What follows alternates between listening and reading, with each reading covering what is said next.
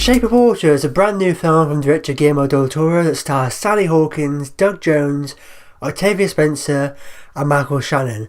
Now if you know anything about this film, if you know anything about what I've said about the film in previous videos, you'll know that I'm a big fan of Del Toro, I'm a big fan of his movies, and I'm also a very big fan of his new film, The Shape of Water.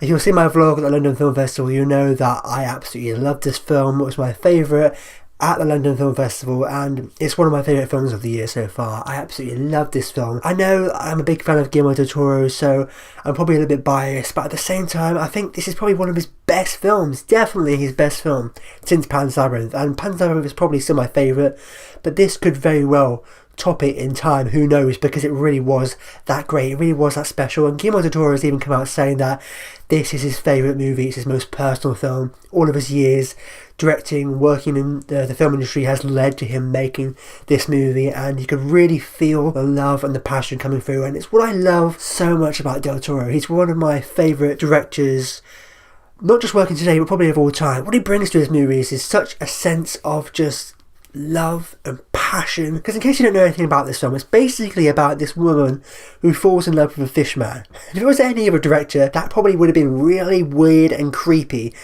but with Del Toro, it's just so beautiful, and it's just so poetic, and it's just so moving and lyrical, and I'm just so swept up in it all. I'm like, I want to fall in love with a fish person as well, and it was just so great. I absolutely loved it. And one of my favourite things about this film is, of course, the premise. Like I said, it's basically, and what Guillermo del Toro describes the movie as is, it's Creature from the Black Lagoon, but instead of the woman screaming and running away from the monster, she falls in love with the monster.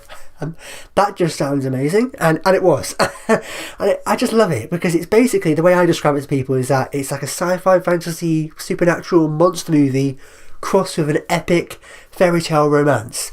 And if that sounds awesome to you, then you're going to love the film, and I loved it because of that. I'm not necessarily a massive fan of just straight up monster movies, I'm not necessarily a massive fan of straight up romance films, but you put them together, that sounds like my kind of film, and I absolutely love this movie. I love films that are able to take such kind of different genres and styles and bring them together in a way that feels just so beautiful and harmonious and perfect. Like it didn't feel weird at all, and like I said, that's the beauty of Del Toro and what he brings to his movies. It's that it's the same kind of thing with Pan's Labyrinth. It's like it's taking this kind of very kind of fantastical world and creatures and characters and combining that with the horrors of the kind of the war, but it works, and they complement each other, and it's like a juxtaposition in a certain way, but at the same time they work really well together, and that she's escaping the horrors of the real world going into this fantasy land. And it's the same kind of thing here, in that it's taking very kind of light-hearted, magical, fairy tale like elements and combining that with a serious, almost kind of like Cold War, you know, paranoia, political thriller film at the same time, and it really works. And that's what I loved about this film. It felt very much like a throwback to kind of those 60s kind of sci-fi, you know, supernatural films, but it was also an epic, sweeping fairy tale romance about this woman who falls in love with the fish monster. It sounds crazy, it sounds ludicrous, it sounds ridiculous, but it's the same with all Del Toro's films. You describe it, and if you hadn't seen the movie, you think that just sounds really weird. That doesn't make any sense. That could no way make a good film. And you watch it, and you just blown away. And it's just the genius of Del Toro. He's such a wizard, I feel like, when it comes to movie making, because you watch one of his films and you're just so blown away and you can't believe how he did it, and he did it again with The Shape of Water. I loved how this film looked. Like I said, it was almost like a throwback to these classic kind of sci-fi kind of B movies from back in the day, but combining that with this some epic fairy tale kind of magical visuals at the same time. Like, it looked beautiful from the very first frame to the very last frame. This was very much a Del Toro film, and you could feel his love and his passion coming through. Just the colours and the imagery in this film. We had the greens and the blues, and there's so many great scenes as well when they're underwater, when Sally Hawkins is with the fish man played by Doug Jones, and I just love the visuals and all the imagery and the colours and just the whole style and look of this film. I thought it was absolutely fantastic. And of course, I can't do a review of this film and not talk about the performances. I'll be surprised if Sally Hawkins doesn't get a nomination for her performance here. I mean, she's got some very stiff competition, because I just recently saw 3 Billboards Outside Ebbing, Missouri, and Frances McDormand was great in that, as was Annette Bening in Film Stars Don't Lie in Liverpool. But I'd say at the moment it's probably a two-horse race between Frances McDormand and Sally Hawkins. Because Sally Hawkins in this film was really great. I've always been a big fan of Sally Hawkins, but she's never really jumped out to me before. But in here, she's really great, and it's quite a different role for her because she's playing a mute character. She's not deaf, she can hear what people are saying, but she can't speak, and so yeah, she pretty much doesn't really say anything throughout the whole movie. The fact that an actress was able to deliver such an engaging and emotionally investing performance when she doesn't really ever speak. I mean, when you really think about it, that's quite like a remarkable job, how someone was able to deliver such an incredible performance despite the fact that they don't really have any lines. And that's how great she was. That's how great she is as an actress from a visual standpoint, just facial expressions and body language. She was really great. Like, I really loved her as a lead protagonist. You could really get behind her, and you could really root for her, and you could really see where she was coming from. Because like I said, when you think of a woman falling in love with a fishman, that just sounds weird, but then when you watch the film, you're just so swept up in the emotion and the beauty and the love of it all. You feel what she feels and you want her to succeed. And of course, Doug Jones is a regular collaborator with Guillermo del Toro. He's played a lot of his monsters in a lot of his previous films. He was the Pale Man in Pan Seventh. Of course, he was Abe Sapien in the Hellboy films. And again, he does a fantastic job, because you think, oh, just putting on some suit or something, it's an easy job for an actor, but it's not. It is so hard. I think Del Toro and even other people have come out saying this, that it's one of the hardest things that an actor can do, is pretending to be a creature in makeup and a costume. And Doug Jones is like the best there is. He is so good. And again, he does a really great job in this film, because obviously it's, you know, no dialogue as well with his character. And the beauty of this film, what was so great about it, sorry, going off a little bit of a tangent here, is that it's such a beautiful love story between these two people that are able to connect on such a kind of deep level, because neither of them can actually talk and communicate in the traditional way, but they find a way to able to communicate with one another and convey love to one another in a way that transcends language. They don't need language. They're able to bond and connect on such a deep human personal level that defies, you know, actually words.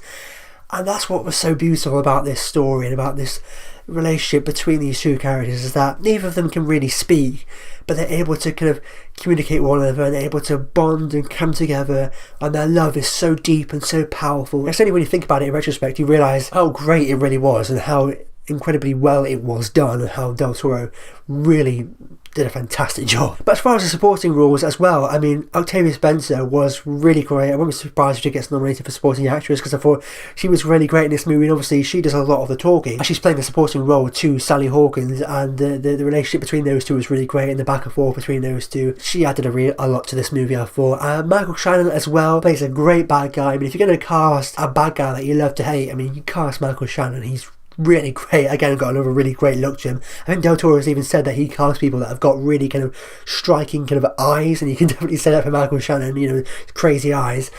He was really good in this movie. And then one of the great things about this film is that, again, it's something that Del Toro does in his movies, is that even though it's dealing with a lot of these kind of magical, fun, fairy tale elements, it's also dealing with very real world, serious, political themes and issues. And he's able to tackle them and explore them in such a way that doesn't feel overt, that doesn't feel forced and in your face.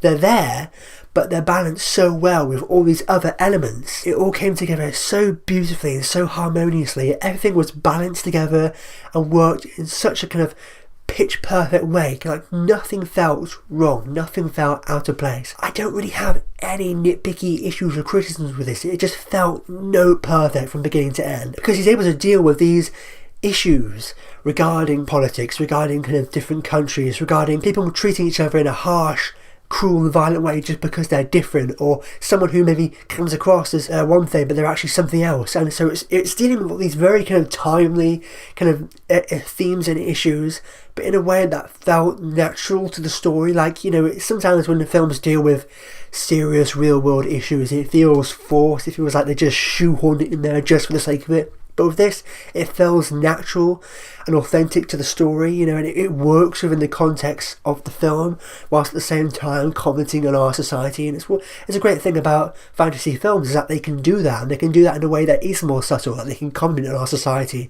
and things that are going on in the real world in a way that is not as overstated as it would be if it was more of a kind of real kind of political drama, for example, because it deals with very kind of real world political and social themes and issues. But obviously it's within the context of this kind of fantastical, magical fairy tale film, so it doesn't feel as in your face as it would in another film, and they're very much there, and they're very much there that you can pick up on. And I would argue that they're probably even more powerful and, you know, hit you even more so being in a film that is more of a fantastical fairy tale film. And that's what was so great about this movie. Again, it's what's so great about all Del Toro's films. I probably sound like a bit of a broken record at this point, but I really have to emphasize what Del Toro does so well. He's able to balance kind of fantasy with the real world in such a fantastic way, where you can be, you know, satisfied with both of them. You know, it's a really great kind of sweeping, fantastical, fairy tale, magical, sci-fi fantasy film, but it's also really great as far as commenting on our society and what's going on in our world, and how certain things that are at play within this fantasy film are kind of commenting on our society and make us look back on ourselves and what's going on in our world in terms of how people are treated, in terms of how, you know, people from different countries are treated. It was done in a very effective way, to the point where you don't realise he's doing it. It's only when you think back on it in retrospect you realise what he was doing and how he did it in such an incredible way, where everything was balanced so perfectly, everything complemented one another, everything worked in such a note-perfect way. I absolutely loved The Shape of Water. I thought it was absolutely fantastic. It's one of my favourite films of the year. Definitely Del Toro's best film since Pan's Labyrinth. A really cool, really great sci-fi fantasy monster movie crossed with this epic, sweeping fairy tale romance.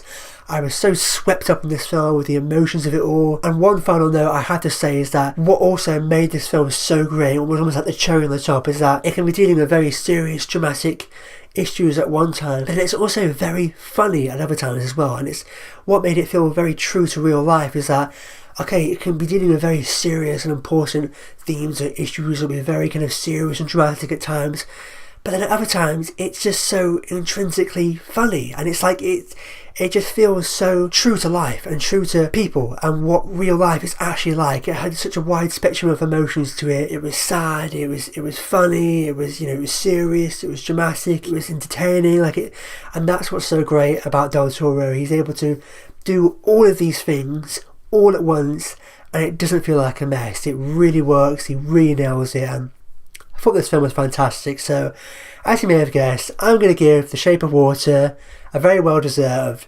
5 stars.